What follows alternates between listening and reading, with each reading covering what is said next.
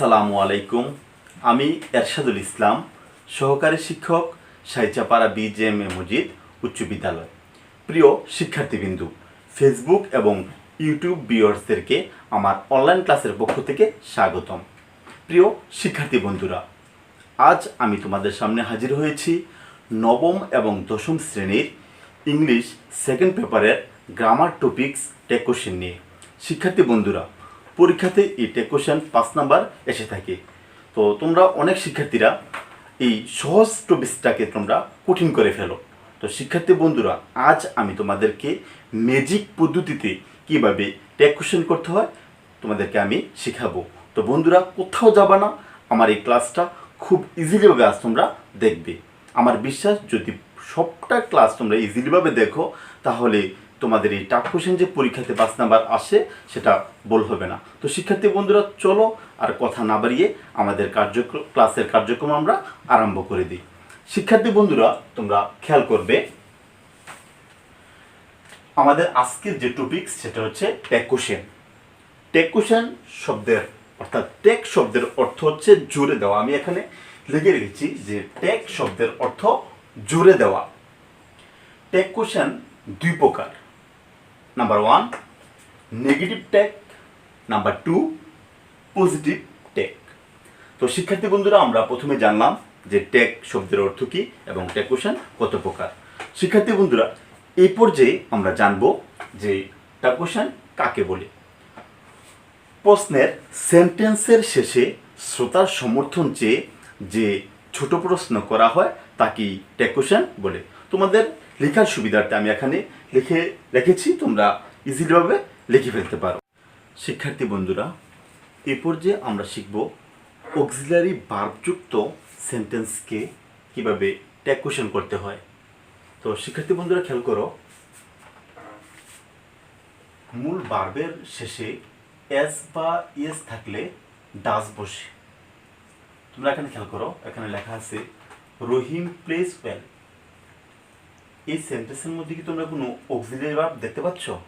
না। তাহলে একটা সেন্টেন্সে যদি অক্সিলারি ভার্ব না থাকে তাহলে আমরা কি ভার্ব খুঁজবো? মূল ভার্বকে খুঁজে নিব। তাহলে এখানে মূল ভার্ব কোনটা? প্লেস। এই মূল ভার্বের শেষে যদি এস বা ইয়েস থাকে তাহলে এখানে মূল ভার্বের শেষে কি আছে? এস আছে। তাহলে মূল ভার্বের শেষে এস বা এস থাকলে আনসার হবে কি? ডাস। তাহলে এখানে এস আছে, তাহলে আমাদের আনসার হবে কি? ডাস। তারপর আমাদের সেম নিয়ম অনুযায়ী নট, তাহলে নটের সংযুক্ত রূপ লিখলাম আমরা ডাজেন্ট। রহিম কি একটা ছেলে, তাহলে ছেলে লিখি ডাজেন্ট হি। ইজিলি ভাবে শিখে গেলাম। সেটা দেখো, আরেকটা দেখো, Roma goes to school everyday. এখানে আমাদের অক্সিলারি ভার্ব নাই, তাহলে মূল ভার্ব খুঁজে নিতে হবে। তাহলে গোস, সেটা একটা মূল ভার্ব। তাহলে এখানে গোর শেষে কি আছে? এস বা ইয়েস আছে, তাহলে ইয়েস আছে, তাহলে আমাদের কি হবে? ডাজ। ডাজেন্ট, যেহেতু এটা অ্যাফার্মেটিভ, আমরা নেগেটিভ করতে হবে। রোমা একটা মেয়ে, সেই জন্য এখানে সি বসবে। শিক্ষার্থী বন্ধুরা, তাহলে আমরা শিখে গেলাম যে অক্সিলারি ভার্বহীন সেন্টেন্সকে কিভাবে টেক করতে হয়। তাহলে সেটা আমরা শিখলাম। মূল ভার্বের শেষে যদি এস বা ইয়েস থাকে তাহলে আনসারটা হবে কি? ডাস। এই পর্যায়ে আমরা শিখব, যদি মূল ভার্বের শেষে এস বা ইয়েস না থেকে ইডি থাকে তাহলে আনসারটা কি হবে? শিক্ষার্থী বন্ধুরা, একদম সিম্পল। তোমরা খেয়াল করো, মূল ভার্বের শেষে ইডি থাকলে ডিড বসে। যেমন দে প্লেড ক্রিকেট, তাহলে এখানে প্লের সাথে কি আছে? ইডি আছে। তাহলে ইডি থাকলে কি? মূল ভার্বের সাথে ইডি থাকলে কি করতে হয়? ডিড বসাতে হয়। তাহলে ডিড, সেটা একটা নেগেটিভ অর্থাৎ অ্যাফার্মেটিভ সেন্টেন্স, সেটাকে আমরা নেগেটিভ করতে হবে। তার ডিডেন্ট। আর দিয়ে সাবজেক্টের প্রনাউন অর্থাৎ দে দে। আরেকটা জিনিস খেয়াল করো, হি এনজয়েড দ্য মুভি। এখানে কি আছে? মূল ভার্বের সাথে ইডি আছে, তাহলে আমরা কি লিখবো? ডিড। যেহেতু সেটা একটা অ্যাফার্মেটিভ, আমরা নেগেটিভ করে ফেলবো। ডিডেন্ট আর হিয়ার হি, সাবজেক্টের প্রনাউন অর্থাৎ হিয়ার হি। তাহলে শিক্ষার্থী বন্ধু, আমরা মূল ভার্বের শেষে এস বা ইয়েস থাকলে ডাস বসে, মূল ভার্বের শেষে ইডি থাকলে ডিড বসে। কিন্তু মজার বিষয় হচ্ছে শিক্ষার্থী বন্ধুরা, যদি মূল ভার্বের শেষে এস বা ইএস নাই, তারপরে মনে করো ইডিও নাই, তখন কি হবে? একদম সিম্পল। শিক্ষার্থী বন্ধুরা খেয়াল করো, মূল ভার্বের শেষে এস বা ইএস ইডি না থাকলে ডু বসে। যেমন দে প্লে ফুটবল। শিক্ষার্থী বন্ধুরা এখানে খেয়াল করো, এখানে কিন্তু প্লের সাথে মূল ভার্বের সাথে কি নেই? এস বা ইএসও নেই, ইডিও নেই, তাহলে আনসারটা হবে কি? ডু।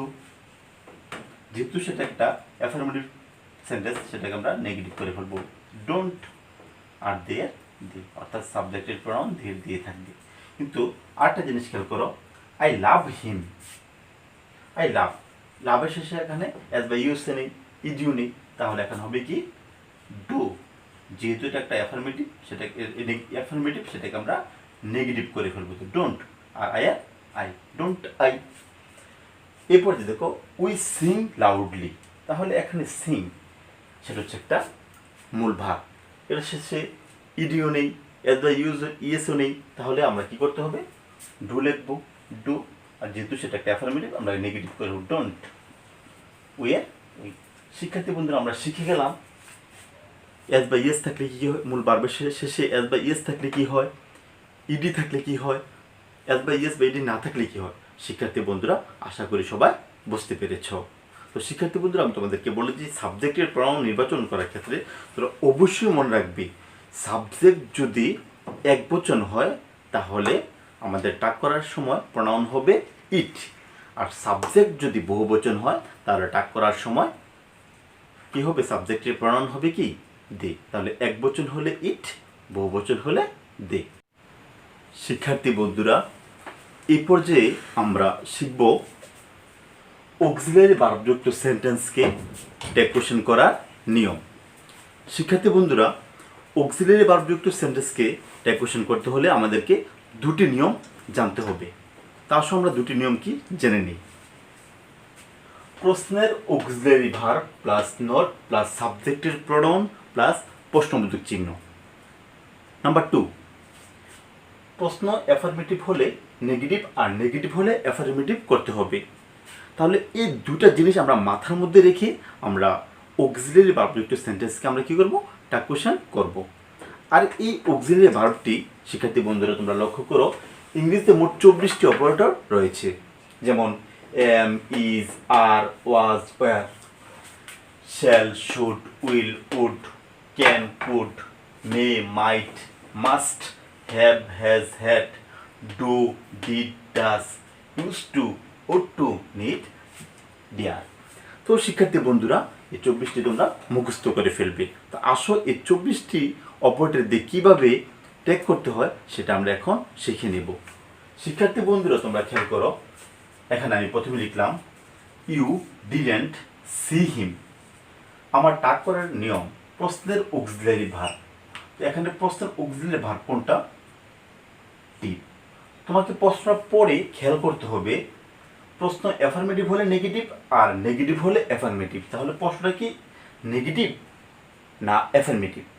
এখানে আছে ডিডেন্ট, তাহলে প্রশ্নটা কি শিক্ষার্থী বন্ধুরা? অবশ্যই নেগেটিভ। তার নেগেটিভ হলে আমরা প্রথমে বলেছিলাম যে প্রশ্ন নেগেটিভ হলে অ্যাফার্মেটিভ করতে হবে, তো অবশ্যই আমরা এখন অ্যাফার্মেটিভ করব। তো অ্যাফার্মেটিভ করতে হলে আমরা প্রথমে কি করতে? প্রশ্নের অক্সিলারি ভার্ব। এখন অক্সিলারি ভার্ব কোনটা শিক্ষার্থী বন্ধুরা? ডিড। আমরা ডিড এখানে আছে কি না? এই দেখো ডিড, তাহলে এখানে অক্সিলারি ভার্ব ডিড, আমরা লিখব ডিড। তারপরে নট বসার কথা, কিন্তু প্রশ্নটা নেগেটিভ, সেজন্য এটাকে হাবোধক করতে হবে। হাবোধক হলে এখানে নট আর হবে না। তাহলে কি? সাবজেক্টের প্রনাউন। সাবজেক্টের প্রনাউন, সাবজেক্ট কি? ইউ। তো ইউর প্রনাউন কি? ইউ। তারপর লাস্ট কোশ্চেন মার্ক দিলাম, তো ডিড ইউ। নাম্বার 2 অর্থাৎ সেকেন্ড প্রশ্ন আমরা দেখব। বি নাম্বারে কি লেখা আছে? Hasan has done the work. আমরা প্রশ্ন পড়ে আমরা দেখলাম যে প্রশ্নটা একটা অ্যাফার্মেটিভ, তাহলে এটাকে আমরা কি করতে হবে? নেগেটিভ করতে হবে। নেগেটিভ করতে হলে আমাদের নিয়ম কি? প্রশ্নের অক্সিলারি ভার্ব। তো প্রশ্নের অক্সিলারি ভার্ব কোনটা? হ্যাজ। আমরা এখানে লিখব কি? হ্যাজ। তারপর এখানে কি নট আছে? নাই, তাহলে আমরা নট লিখতে হবে, হ্যাজেন্ট। তারপরে সাবজেক্টের প্রনাউন। সাবজেক্ট হচ্ছে কি? হাসান। তাহলে হাসানের প্রনাউন কি? যদি ছেলে বোঝায় তাহলে হি, আর যদি মেয়ে বোঝায় তাহলে সি, তাহলে হাসান একটা ছেলে, সেজন্য আমরা এখানে কি লিখলাম। সি নাম্বারে দেখো দে আর প্লেইং, এখানে আর হচ্ছে কি অক্সিলিয়ারি ভার্ব, আর সেন্টেন্সটা কি অ্যাফার্মেটিভ না নেগেটিভ? অবশ্যই অ্যাফার্মেটিভ, তাহলে এটাকে আমরা নেগেটিভ করতে হবে। তাহলে আর প্রথমে আমরা নিয়ম অনুযায়ী আমাদের অক্সিলিয়ারি ভার্বটা লিখবো, আর এটা অ্যাফার্মেটিভ আছে, এটাকে নেগেটিভ করতে হবে। তাহলে আরেন্ট সাবজেক্টের প্রনাউন, সাবজেক্ট কি আছে দে, তাহলে দে এর প্রনাউন দে। শিক্ষার্থী বন্ধুরা, এই পর্যায়ে আমরা ডি নাম্বারটা করব, রোমা ইজ সিঙ্গিং। তাহলে এখানে অক্সিলিয়ারি ভার্ব কোনটা? প্রশ্নের অক্সিলিয়ারি ভার্ব, তাহলে ইজ আমরা নিয়মের মধ্যে পড়েছিলাম প্রশ্নের অক্সিলিয়ারি ভার্ব প্লাস নট, তাহলে এখানে নট লিখতে হবে যেহেতু সেন্টেন্সটা অ্যাফার্মেটিভে রয়েছে। তারপরে প্রশ্নের auxiliary verb plus not plus সাবজেক্টের প্রনাউন, সাবজেক্ট কি রোমা, তারপর সেটা মে, এর জন্য সে হবে কি সি, ইজন্ট সি। তারপর কোশ্চেন মার্ক। শিক্ষার্থী বন্ধুরা, রাজু ক্যান্ট ড্রাইভ, তাহলে এখানে ক্যান্ট সেটা কি একটা নেগেটিভ ওয়ার্ড, তাহলে আমাদের সেটাকে অ্যাফার্মেটিভ করতে হবে। তাহলে অক্সিলিয়ারি ভার্ব ক্যান, না বোধক আছে, আমরা হাবোধক করতে হবে, তাহলে হাবোধক করে নট বসবে না। রাজু কি একটা ছেলে, সেজন্য হবে কি হি, ক্যান হি। শিক্ষার্থী বন্ধুরা, এবার লক্ষ্য করো I haven't done this, I haven't সেন্টেন্সটা কি একটা নেগেটিভ ওয়ার্ড, তাহলে সেটাকে আমরা কি করতে হবে অ্যাফার্মেটিভ করতে হবে। তাহলে অ্যাফার্মেটিভ করতে হলে আমাদের নিয়ম কি প্রশ্নের অক্সিলিয়ারি ভার্ব, তাহলে আমরা প্রশ্নের অক্সিলিয়ারি ভার্ব লাগবো হ্যাভ, নট আছে তাহলে নট বসাবো না, যেহেতু আমরা সেটাকে অ্যাফার্মেটিভ করবো। তাহলে সাবজেক্টের প্রনাউন, সাবজেক্ট কি আই, আই এর প্রনাউন কি আই, হ্যাভ আই। তো শিক্ষার্থী বন্ধুরা, আমরা জেনে গেলাম কিভাবে অক্সিলিয়ারি ভার্বযুক্ত সেন্টেন্সকে টাগ করতে হয়। শিক্ষার্থী বন্ধুরা, এই পর্যায়ে আমরা যেটা শিখব সেটা হচ্ছে যদি কোনো সেন্টেন্স লেটাস বা লেটস দ্বারা শুরু হয়, অর্থাৎ লেটাস বা লেটস থাকলে আমাদের ট্যাগ করার সময় আনসারটা হবে শ্যাল উই। কীভাবে? যেমন let us go to play, let us go to play, এখানে লেট আস থাকলে আমাদের নিয়ম কি শ্যাল উই। লেট আস আছে, তোমরা ইজিলি ভাবে একদম সহজভাবে শ্যাল উই লিখে দিবে, কোথাও তাকাতে হবে না। আরেকটা দেখো লেটস, আমরা কি বললাম লেটস থাকলে কি বসে শ্যাল উই, লেটস আছে আমরা শ্যাল উই লিখে দিব, শ্যাল উই। এই দ্বিতীয় একটা পরীক্ষাতে এসে থাকে প্রায়। শিক্ষার্থী বন্ধুরা, যদি আবার থাকে প্রশ্নের মধ্যে যদি থাকে মনে করো এম থাকলে উত্তরটা হবে আরেন্ট বা এন্ট, তোমরা যে কোনো একটা বসালেই হবে। এখন দেখো I am going to open a, এখানে এম আছে, আমরা প্রশ্নটা পড়তে হবে না, আমরা দেখতে হবে এম আছে কিনা, আর এখানে এম আছে, তাহলে এম থাকলে কি হবে আরেন্ট, আরেন্ট। তুমি ইচ্ছা করলে এন্টও লিখতে পারো, আমি আরেন্ট লিখলাম, আর আমার সাবজেক্ট হচ্ছে কি আই, তাই লিখে ফেললাম।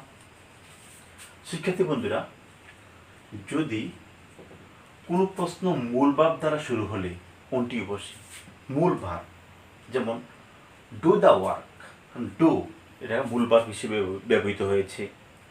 যদি মূল ভাব দ্বারা শুরু হয় আমাদের আনসারটা হবে কি ওনটি, ওন্ট ইউ।